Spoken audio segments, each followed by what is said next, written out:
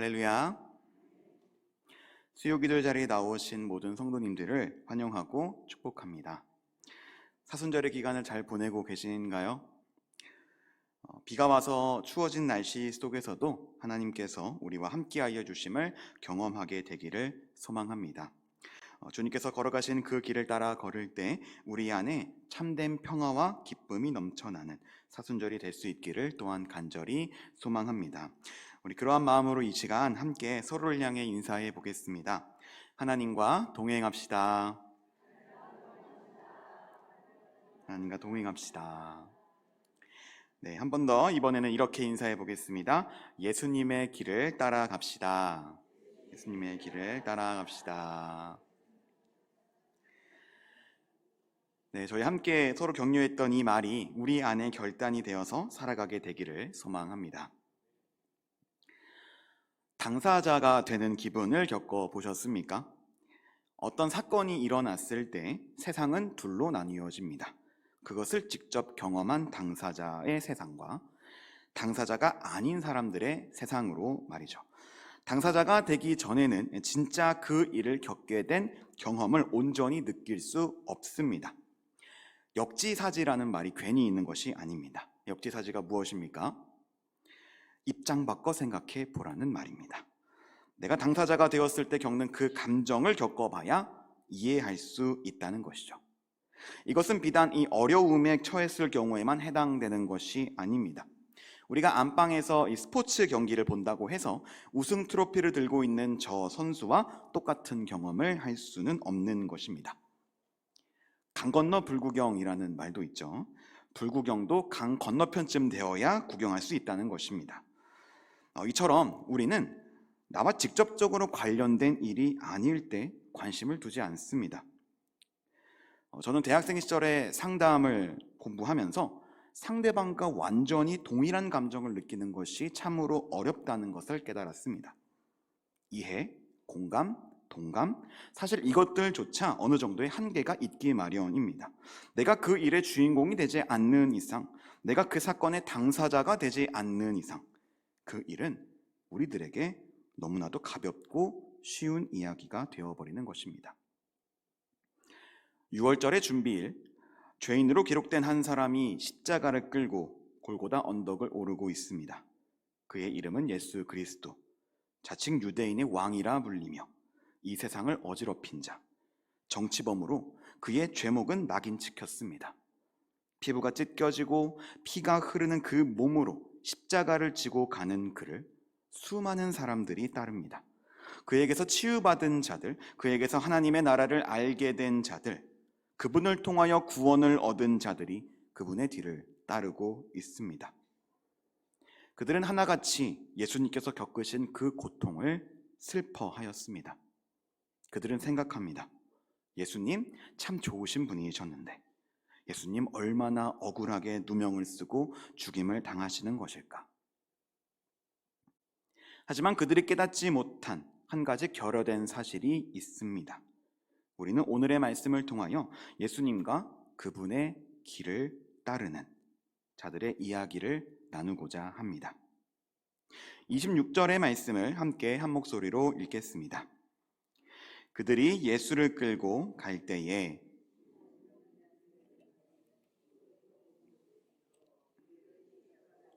예수를 따르게 하더라. 아멘. 기력이 다한 예수님을 대신하여 십자가를 짊어지게 될 사람이 필요해지자 로마의 병사들은 지나가는 행인 한 명을 불러 세웁니다. 구레네 사람 시몬.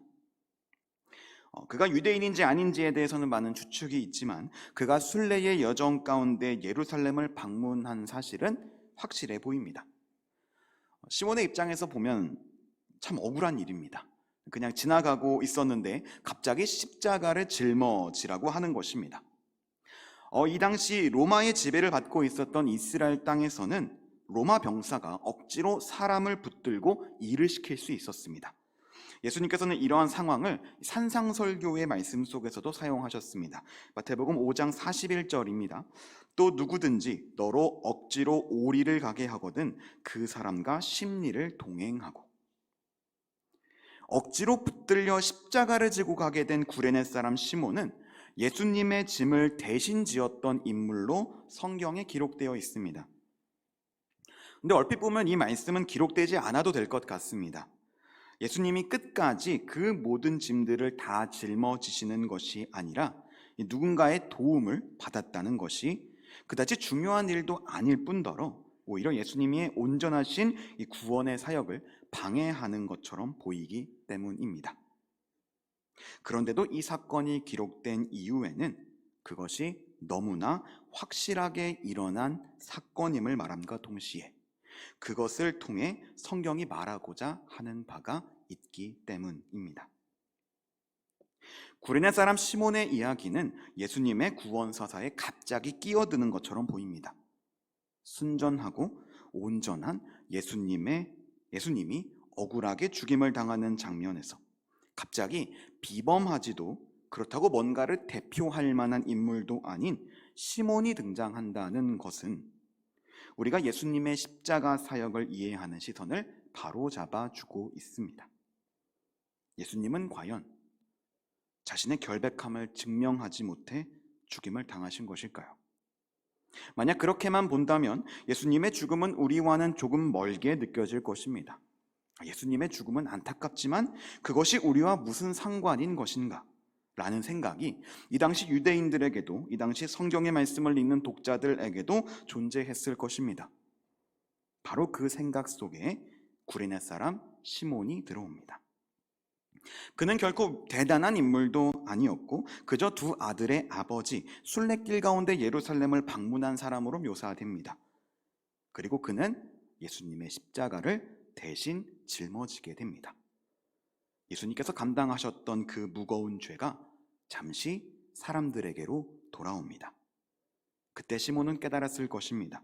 이 무거운 짐을 이 사람은 지금껏 혼자서 감당하고 있었구나. 예수님은 결코 자신의 죄 때문에 죽으신 분이 아니십니다. 그는 우리의 죄로 인해 죽임을 당하신 분이십니다. 그분이 지셔야 할 십자가는 우리가 지고 가야 할 십자가였습니다. 십자가의 당사자는 예수님이 아니라 우리가 되어야 했던 것입니다. 그러나 우리는 이 십자가의 당사자를 예수님으로 여기고 그분의 죽음을 슬퍼하곤 합니다. 이사야 53장의 말씀입니다. 그는 실로 우리의 질고를 지고 우리의 슬픔을 당하였거늘 우리는 생각하기를 그는 징벌을 받아 하나님께 맞으며 고난을 당한다 하였노라. 그가 찔림은 우리의 허물 때문이요 그가 상함은 우리의 죄악 때문이라. 그가 징계를 받음으로 우리는 평화를 누리고 그가 채찍에 맞음으로 우리는 나음을 받았도다. 우리는 다 양 같아서 그릇 행하여 각기 제 길로 갔거늘 여호와께서는 우리 모두의 죄악을 그에게 담당시키셨도다. 사랑하는 홍강교회 성도 여러분, 우리의 죄를 짊어지고 가는 예수 그리스도를 이 시간 바라봅시다. 죽을 수밖에 없던 우리를 위해 피를 흘리신 예수님, 그가 짊어졌던 십자가를 잠시나마 이어받았던 구레네 시몬의 모습 속에 있는 우리를 발견합시다. 그가 짊어져야 했던 그 짐은 우리의 짐이었습니다. 우리의 죄, 우리의 징계, 우리의 찔림, 우리의 상함을 대신하여 당사자가 되심으로써 마침내 우리를 죄로부터 멀어지게 하신 예수님을 사순절의 기간 바라볼 수 있는 우리 모두가 되기를 간절히 소망합니다. 십자가를 지고 가시는 예수님의 뒤편에는 가슴을 치며 슬피 우는 여인의 무리가 있었습니다. 이는 마치 죽은 사람의 마지막 순간을 뒤따라가는 이들의 모습과 유사합니다. 예수님은 그런 그들의 눈물을 보시며 말씀하십니다. 28절의 말씀을 함께 읽도록 하겠습니다. 시작. 예수께서 돌이켜 그들을 향하여 이르시되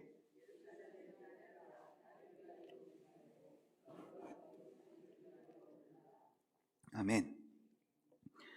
예수님은 여인들의 눈물이 자신이 아닌 그들과 그들의 자손들에게로 향하기를 원하신다 말씀하십니다. 예수님은 자신이 지고 가실 그 십자가의 운명에 굴복하지 않으셨습니다. 오히려 이 세상을 살아가게 될 여인들과 그들의 자손들을 위해 애곡할 것을 예수님은 명하신 것입니다. 예수님께서 십자가에 달리시고 그 죄를 대속하심으로 이 세상에서 사단은 결정적인 패배를 얻게 되지만, 그럼에도 불구하고 마지막 때에 사단은 우는 사자와 같이 삼킬 자를 찾게 될 것입니다. 예수님은 이제 곧 그들이 겪게 될 심판의 때를 생각하며 예루살렘을 향해 애곡하셨습니다. 입성하실 때 앞서서 가시던 예수님께서 눈물을 흘리신 장면을 우리는 성경의 말씀을 통해 확인할 수 있습니다. 가까이 오사 성을 보시고 우시며 이르시되 너도 오늘 평화에 관한 일을 알았더라면 좋을 뻔하였거니와 지금 내 눈에 숨겨졌도다. 예수님은 그들이 겪게 될 일들을 미리 아시고 그들을 위해 미리 눈물을 흘리셨습니다. 남겨진 자들이 겪게 될 그 세상은 어떤 세상입니까? 보라, 날이 이르면 사람이 말하기를 잉태하지 못하는 이와 해산하지 못한 배와 먹이지 못한 젖이 복이 있다 하리라. 그때에 사람이 산들을 대하여 우리 위에 무너지라 하며 작은 산들을 대하여 우리를 덮으라 하리라. 그때의 일들은 너무나도 괴롭고 힘들어서 자식이 없는 사람이 오히려 복될 것이며, 사람들은 고통을 견디지 못해 무너지는 산에 파묻혀 죽임을 당하는 것이 차라리 낫다고 여길 정도일 것이라고 예수님은 말씀하십니다. 이미 예수님은 자신이 겪고 있는 고난을 생각하지 않을 뿐만 아니라 그 뒤의 일들을 오히려 더 생각하고 계셨습니다. 우리는 예수님의 이러한 발언을 통해 그가 수동적으로 끌려가는 희생양의 위치에 있지 않음을 알 수 있습니다. 예수님께서는 우리의 모든 죄를 짊어지셨지만 그것은 결코 그의 의지에 반하는 일이 아니었다는 것입니다. 예수님은 이미 자신의 목숨을 이 세상을 위해 내어주기로 결심하셨습니다. 그리고 그 고통의 순간에서도 예수님은 사람들의 눈물이 자신이 아닌 그들과 그들의 자녀들에게로 향하기를 바라셨습니다. 눈물이라는 것은 참으로 놀라운 능력을 가지고 있습니다. 눈물은 전염성을 가지고 있어서 누군가 눈물을 흘리는 것을 보는 것만으로 우리는 감정적인 변화를 겪게 됩니다. 한 사람이 울기 시작하면 갑자기 여러 사람이 같이 울게 되는 것이 바로 그러한 이유 때문인 것입니다. 눈물이 가지는 또 다른 능력은 바로 그것이 상처를 치유한다는 것입니다. 마음속에 응어리진 아픔을 녹일 수 있는 방법 중에는 소리내어 우는 것이 있습니다. 폭풍 후 뒤에 바다가 잠잠해지듯 막혀있던 감정을 폭발시킴으로써 우리는 마음의 평온을 얻게 되고 보다 맑은 정신으로 문제를 바라볼 수 있게 됩니다. 그래서 우리의 스트레스나 감정이 한계에 이르렀을 때 누군가에게 하소연할 사람도 없다면 그저 홀로 소리내어 우는 것이 도움이 됩니다. 그렇게라도 하지 않는다면, 그렇게라도 감정을 쏟아내지 않는다면 그것은 더욱더 큰 상처가 되어서 우리의 마음을 해치게 될 것입니다. 성경 속에도 수많은 눈물의 흔적들이 기록되어 있습니다. 히스기야는 자신의 생명을 간구하며 하나님 앞에서 통곡하였습니다. 이스라엘의 멸망을 바라보며 눈물의 선지자 예레미야는 애가를 지어 애곡하였습니다. 자신의 죄를 책망하는 선지자의 앞에서 다윗은 눈물로 회개하였습니다. 우리 자신을 위한 눈물은 하나님의 마음을 돌이키기도 합니다. 우리에게는 때로 하나님 앞에서 흘리는 눈물이 필요한 것입니다. 눈물로 기도하는 히스기야에게 하나님께서 말씀하십니다. 내가 내 기도를 들었고 내 눈물을 보았노라. 내가 너를 낫게 하리니. 이스라엘 민족의 눈물을 보심으로 구원의 역사는 시작되곤 했습니다. 또 눈물로 회개하는 다윗을 보며 하나님은 그 결정하셨던 예언을 돌이키시게 되었습니다. 사랑하는 홍광교회 성도 여러분, 우리의 눈물은 지금 어디를 향하고 있습니까? 예수 그리스도의 고난을 바라볼 때에 우리의 시선은 예수님께서 겪으신 그 아픔에 머물러 있습니다. 그러나 우리가 흘리는 눈물은 이제 예수님을 넘어 부활의 기쁨을 뒤로한 이 세상에서의 삶으로 나아가야 합니다. 연약한 우리가 짊어질 십자가는 예수님께서 짊어지신 것과는 비교도 되지 않을 정도로 가볍겠지만 우리는 그 작은 십자가 하나를 지지 못해 쓰러지게 될 것입니다. 오늘의 말씀에서 예수님께서도 그것을 말씀하십니다. 31절의 말씀입니다.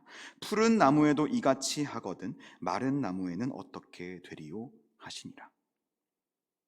우리가 짊어질 그 십자가, 그 죄를 대신하여 지신 예수님께서는 이제 우리가 서로를 향해 눈물을 흘리기를 바라고 계십니다. 은혜는 우리의 모습을 보며 눈물을 흘리는 것에서 시작됩니다. 우리가 그 십자가를 지기에 너무도 부족한 존재임을 알고 주님께 눈물 뿌려 기도하는 것에서부터 하나님과 나와의 관계가 시작된다는 것입니다. 예수님의 대속하심을 슬퍼하는 것에 머물지 않고 구원을 받아 새 생명을 살아가는 우리들의 결단으로 사순절은 이어져 나아가야 합니다. 예루살렘의 딸들아, 나를 위하여 울지 말고 너희와 너희 자녀를 위하여 울라. 예수님께서는 우리의 눈물이 그렇게 변화되기를 바라고 계십니다.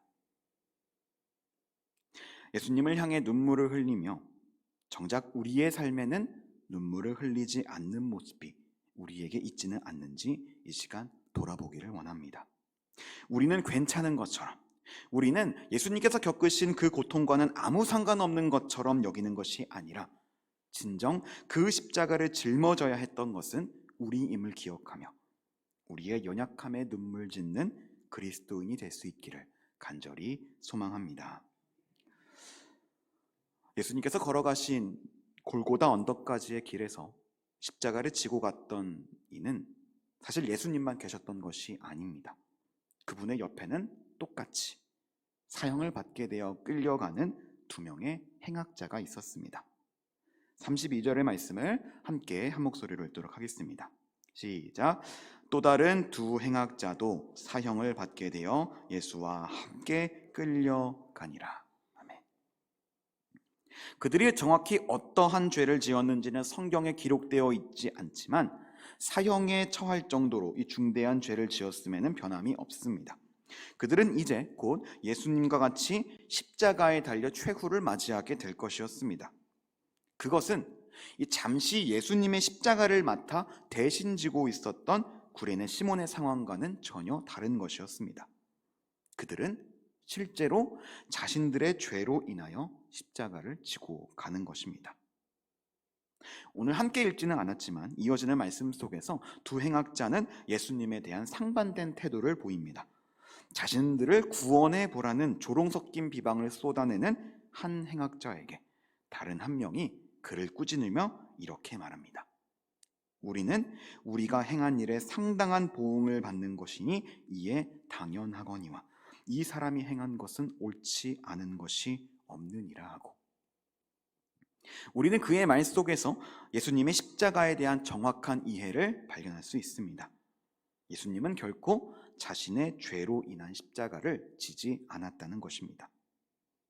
예수님의 십자가와 자신의 십자가를 동일하지만 다른 것으로 여기며 그는 예수님께서 자신을 기억해 줄 것을 요청합니다. 이에 대한 예수님의 응답은 어떤 것이었습니까? 오늘 내가 나와 함께 낙원에 있으리라. 예수님께서 걸어가신 그 길을 함께 걸으며 우리는 두 가지 생각이 공존할 수 있음을 발견합니다. 여전히 악한 마음을 품으며 우리에게 주어진 이 고난을 원망하는 것과 십자가를 기쁘게 받아들이며 예수님의 고난에 동참하는 것이 바로 그것입니다. 그런데 살아가다 보면 우리는 우리 몸에 매인 이 십자가가 너무나 무겁게 느껴집니다. 분명 예수님께서 우리를 위해 십자가를 지시고 대속해 주셨는데 왜 우리에게는 여전히 이런 고난이 있는 것일까? 내가 예수님을 믿기만 하면 그 고난 나에게서 사라져야 하는 것이 아닌가? 왜 예수님은 더 이상 나의 십자가를 대신 짊어지지 않으시는 것인가? 너무 힘들고 포기하고 싶은데 예수님은 왜 나에게 손을 내밀어 주지 않으시는 것인가? 만약 우리가 겪는 고난에 대하여 이렇게 생각하고 있다면 우리는 다시 한번 예수 그리스도를 구주로 시인한 행악자의 모습을 떠올려야 할 것입니다. 예수님께서는 우리의 모든 죄를 자기 자신에게로 담당하셨습니다. 그것은 앞으로 우리가 짓게 될 모든 죄에 대한 구원의 길이기도 합니다. 그러므로 고난의 앞에서 우리가 행해야 할 올바른 자세는 우리를 마지막 때에 구원하여 주실 주님을 신뢰하며 그 고난의 기쁨으로 동참해야 하는 것입니다. 우리는 이제 예수님께서 짊어지신 그 죄를 넘어서 그 뒤를 따라 자신의 십자가를 짊어질 줄 알아야 합니다.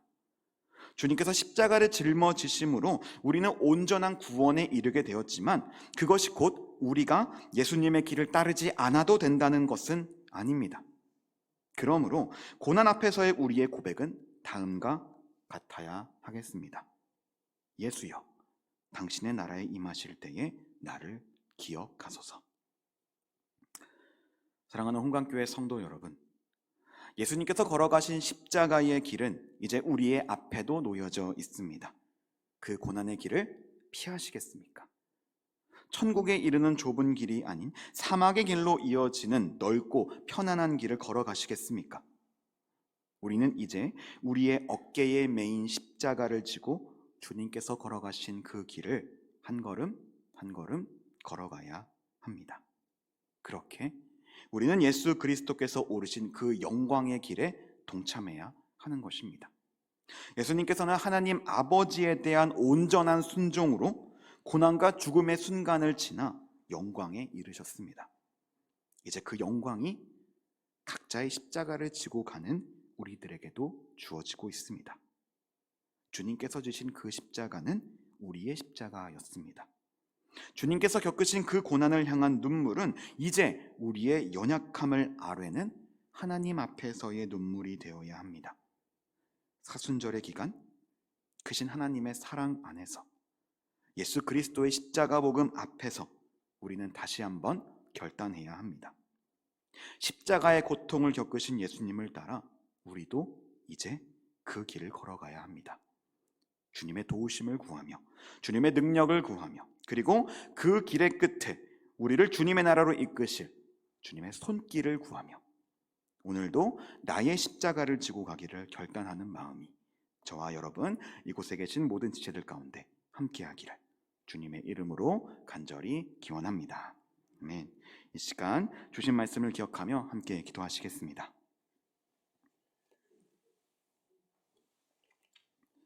주님께서 주신 그 십자가를 이제 내가 지고 가기를 소망합니다.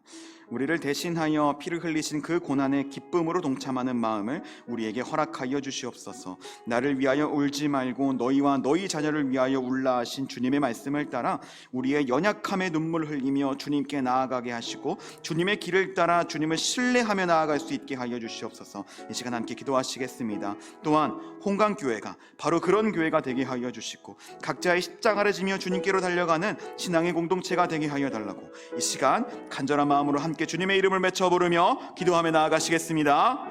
주여, 사랑의 하나님 감사합니다. 시간 우리에게 주님의 말씀을 허락하여 주시고 우리가 함께 모여 또 주님의 은혜를 함께 나눌 수 있게 하여 주심에 감사합니다. 주님께서 짊어지신 그 십자가가 우리의 것이었음을, 그리하여 우리가 함께 그 십자가를 짊어질 때에 우리가 너무나 연약한 존재였음을 고백하는 오늘의 시간이 될 수 있도록 도와주시옵소서. 주님, 우리가 언제나 주님만을 바라보며 나아가기를 소망합니다. 주님, 우리가 주님께 눈물을 흘리고 그것을 넘어 우리가 함께 짊어질 그 십자가를 지고 갈 수 있도록 주님께서 언제나 우리와 함께하여 주시고 동행하여 주시옵소서. 주님의 사랑이 언제나 우리와 함께하기를 소망합니다. 주님의 길을 따라 걸어가는 우리가 우리의 십자가를 지고 나아갈 때에 기쁨으로 그 고난에 동참할 수 있도록 주님께서 언제나 우리와 함께하여 주시옵소서. 주님, 우리의 마음을 주님께서 정결케 하사 우리 가운데 주님 화평과 은혜를 더하여 주시옵소서.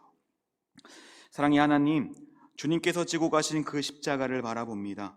우리의 것이어야 했던 그 십자가를 대신 지신 그 구원의 복음을 받아 누리며 이제 우리들도 십자가를 지고 기쁜 마음으로 주님의 길을 따르게 하여 주시옵소서. 우리의 모든 기도를 들어 응답하여 주실 믿으며 살아계신 주 예수 그리스도의 이름으로 기도드립니다. 아멘.